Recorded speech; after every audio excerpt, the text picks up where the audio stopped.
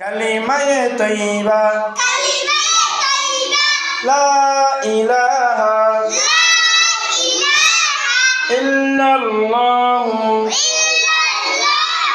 মুহাম্মাদুর রাসূলুল্লাহ। কালিমায়ে তৈবার অর্থ আল্লাহ তাআলা ব্যতীত আর কোন মাবুদ নেই।